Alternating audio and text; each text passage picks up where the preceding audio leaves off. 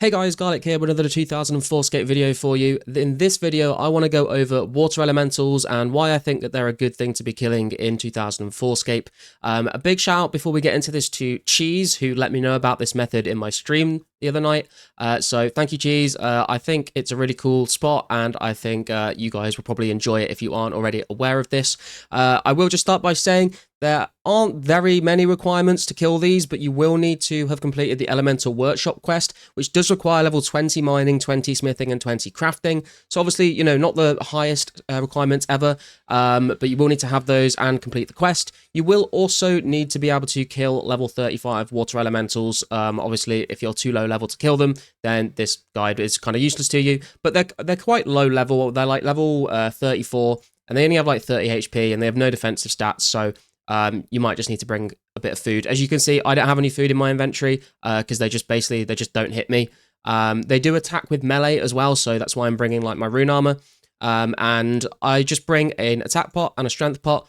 I did start using a dragon battle axe and a super attack pot, but I think it's just a bit overkill, to be honest. So I just bring these, and obviously you will need to bring the battered key that you get from the Elemental Workshop quest to get to the water elementals. So if you don't know where these are, we'll start in Sears Village Bank, and we were just going to run to the west here into the room that has the anvil icon. And this is why you need the key. You can't just push the odd-looking wall. You need to actually use the key on it. That will open up the wall, go down the stairs, and then you want to run to the northernmost room. Now, there are 7 water elementals here for you to kill, and I'm just going to pot up, and we will get to killing them. And as you can see, only level 34, pretty easy to kill. I do think the Rune Scimitar is probably better here than the Dragon Longsword. I think they're sort of low enough HP and defense that it's not really worth using the Dragon Long here, but you could bring it if you want. It's not going to be a huge difference. But yeah, these guys are pretty good, I would say. As you can see here, they drop vials of water every single time. So it's kind of, I think, a nice sort of alternate method to collecting vials of water. Obviously, if you just buy empty vials from the general store and like fill them up at a fountain, that is going to be like faster vials of water per hour, I would say.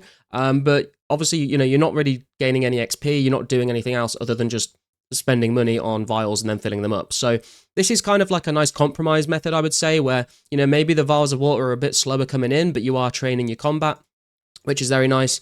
And you do get some other drops as well, which I will go over now. So you always get a vial of water from these guys, which is obviously the main reason why we're here.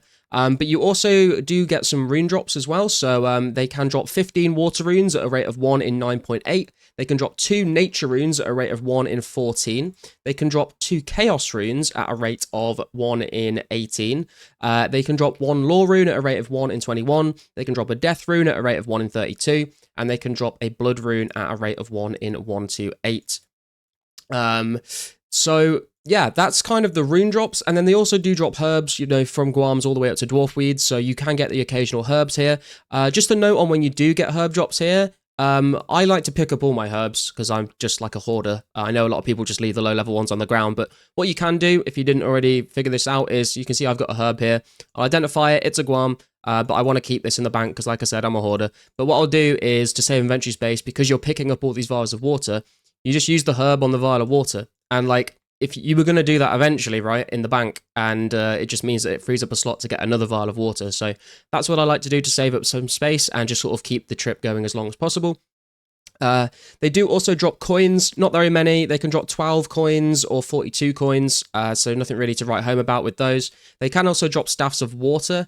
Again, at a rate of 1 in 64, so you're not going to see them loads, but I have seen a fair few of them, to be fair. But they're not really particularly useful, but seeing as I already have like a staff of water in my bank, I just sort of want to see how many I can stockpile, to be honest, so I pick those up. And then, oh, I've got a swarm there. The only other thing that they can drop is they can roll on the gem drop table, which is kind of interesting, actually. So bring your Ring of Wealth if you are coming here to remove that nothing option from the gem drop table.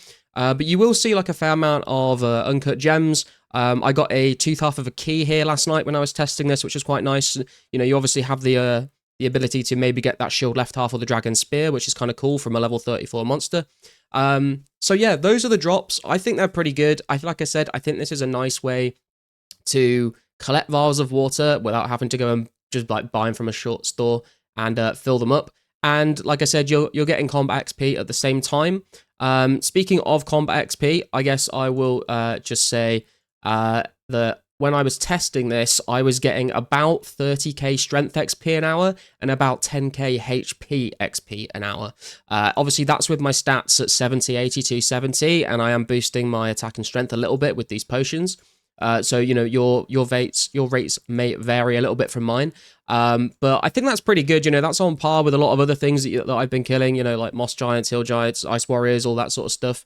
So I think it's like a pretty decent spot to come and train. It takes roughly 5 to 6 minutes to run from the bank, kill like a whole trip of these guys, and then run back to Seer's Bank. So that's pretty good as well. When I was testing this, I was averaging like around 20 vials of water per trip. Sometimes a little more, sometimes a little less.